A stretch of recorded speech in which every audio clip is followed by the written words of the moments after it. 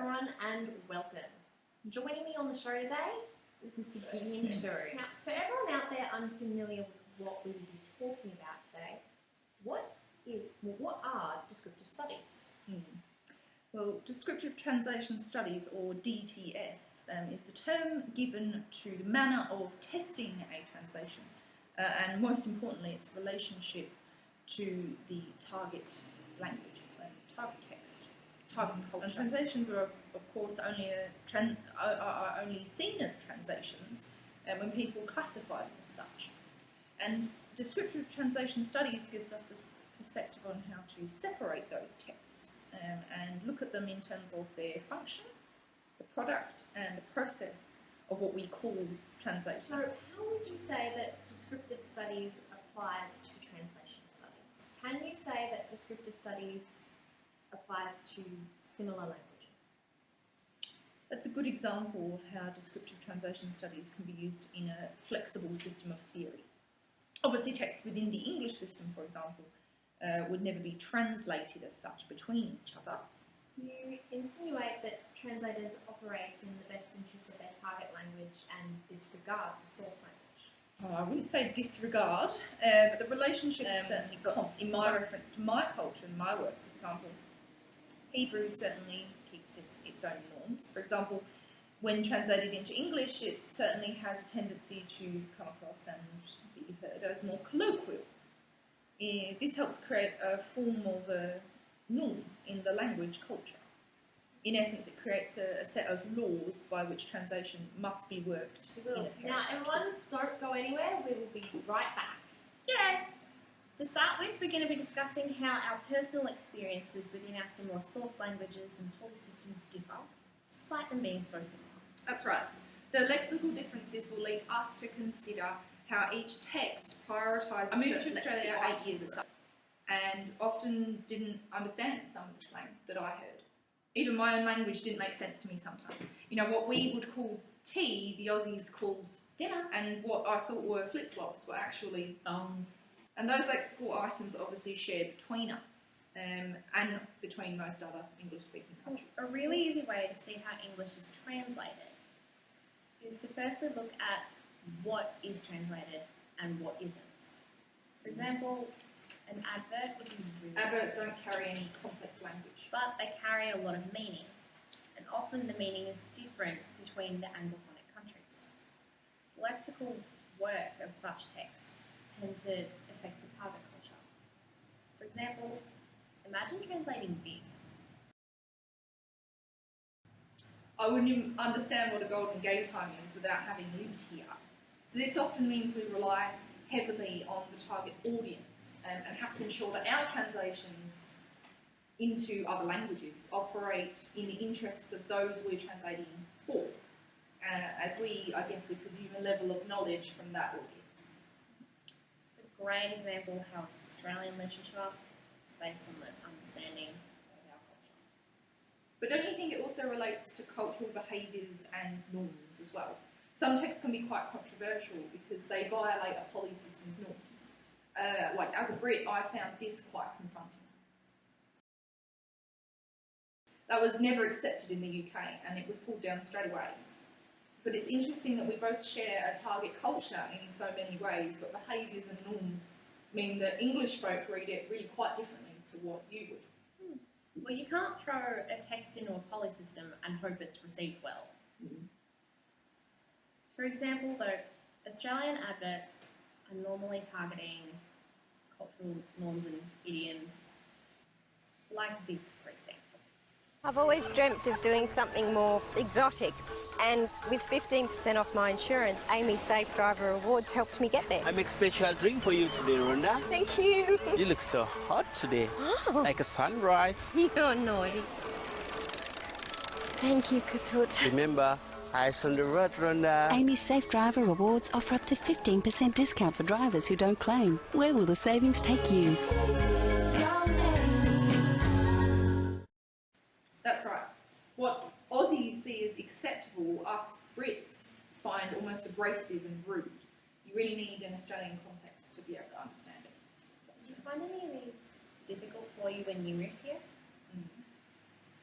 For sure. Like, I needed all the help I could get in terms of understanding some idioms. And it's really difficult if you're not living in a poly system and its culture to really understand some things. Even now, I find it difficult.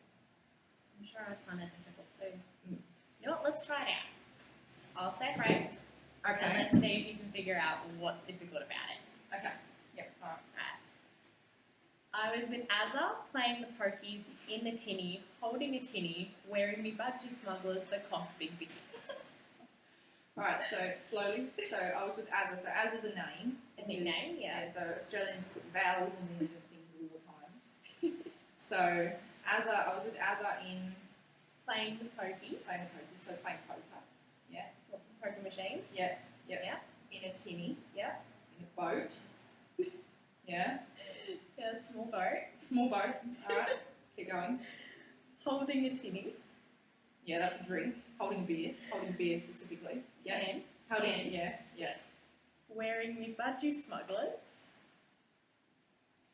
They're they're not flannel things, are they? Budgie smugglers are. I don't know. Those shoes. Speedos. Speedos. Ew. Okay. Yeah. Yeah. That cost big biggies. Costs a lot of money. Yeah. Yeah. All right. I understand.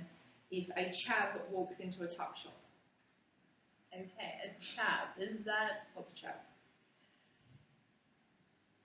like a what is that? Is that like a wealthy person? Or? No. Or the They exact wish. opposite? They wish. Okay, so like the wannabe rich people.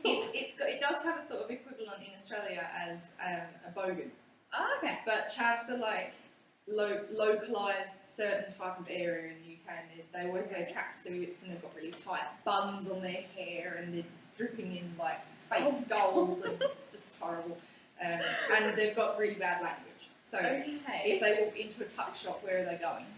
Oh god, is that like a milk bar? Yes. Yes. Yeah. So tuck shop in England comes from like tuck, food, sweets. From it's interesting, like funny how we seem to get stuck on colloquial or localised slang and even products. Very true. We just translated each other's words, like interlingual translation. Yeah. Every word has an equivalent in what we would call globish, Yeah. or globalised English, Yeah. or the more widely understood English. But the true Australian word doesn't really have an exact equivalent because it has an associated meaning to it. Yeah. We could see it as a kind of verbal code that's embedded in each of our cultures. Like Cockney slang for me is something that is really untranslatable in so many ways. And I find that to be the case, obviously, between both poly systems, like how Australians add vowels onto the end of everything, and English slang rhymes, for example. That's interesting. But obviously, like I said, the focus is on different things. And even when we're talking about adverts, the best adverts tend to be on products that strengthen our culture, and where obviously there's a really broad understanding of it as well. Yeah, good point. It's true that similar texts continue to be produced in compatibility with their target culture and norms and associations. So welcome back, everyone. And now we're joined by Mr. Edmar Even-Zohar of your polysystems theory. Can you explain what this theory constitutes and perhaps give us an example? Well, just like you discussed, polysystems encompass the relationship between culture and translations. My theory looks at how one culture is full of various influences that make a translation what it is. In fact, the argument that English translations are different between themselves is a fascinating idea. But it's also important to consider what role translations have in their polysystems. Are they essential, for example, or are they peripheral? They're all very important questions to ask. We had your friend Gideon Turi on the show earlier, and he said that translators have to be highly aware of the relationship between the source text and the target text. What do you have to say about that? Well, my focus is certainly not as concentrated on the target text, of course. The role the translations play is central to my argument, but it's not the only consideration. I believe the relationship between cultures involved in translation, in the translation process, is very important. So that is both cultures Languages die if they're not translated. And these translational processes must occur between cultures if polysystems are to thrive. So you believe that similar polysystems produce similar translations? Or are translations between, say, American English and Australian English one and the same thing? It's not so much about how similar they are. What's more important is to look at the effect on the cultures the translations are entered into. What role the translation plays is where we may find similarity. And that is to say, the function between translations may be comparative. Between those two countries, so between Australia and America, for example, certain texts and even languages may occupy a more central position in the polysystem. Mr. Even-Zohar, and good night, everyone.